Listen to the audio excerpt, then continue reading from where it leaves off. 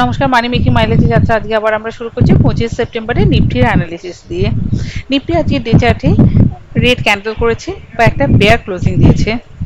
Nifty current support হিসাবে আমরা 25,020 লেভেলটাকে পাচ্ছি। 25,020 থেকে 25,000 এই লেভেলটাকে নিফটি বারংবার রেসপেক্ট করেছে। মাল্টিপল টাইম আগস্ট মাস থেকে আমরা দেখতে পাচ্ছি এই লেভেলের মধ্যে বারংবার নিফটি সাপোর্ট বা রেজিস্ট্যান্স শেষ করেছে।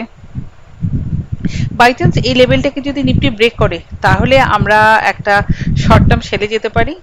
আমাদের প্রথম টার্গেট বেরিয়ে আসতে পারে 24,920 থেকে 900 লেভেলটা, দ্বিতীয় টার্গেট 24,850 এবং 24,800 লেভেলটা।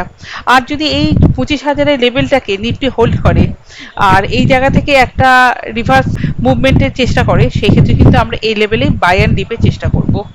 শর্ট টার্ম বাইয়ের জন্য আমাদের অবশ্যই প্যারালাল চ্যানেলটাকে ব্রেক করতে হবে। আর এই প্যারালাল চ্যানেল ব্রেক করে যদি by chance Nifty pull back হয় সামহায়ার 25,150 থেকে 25,100 লেভেলটাতে, সেই জায়গাটাতেই আমরা এন্ট্রি নেওয়ার চেষ্টা করব। তখন আমাদের টার্গেট বেরিয়ে আসতে পারে 25,200, 25,250 এই সমস্ত লেভেলগুলো। আজকে নিফটির জন্য আপাতত এইটুকুই।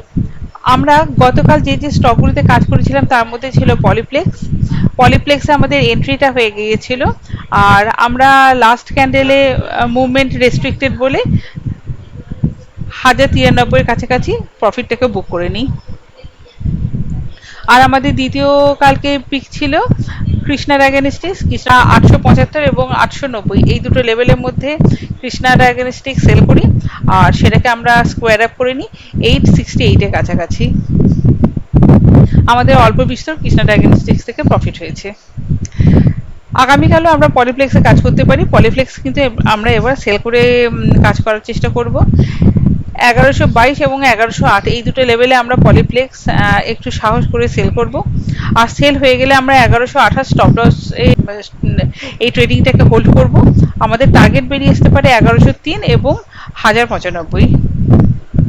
আজকের জন্য এটুকুই। Thank you, good night.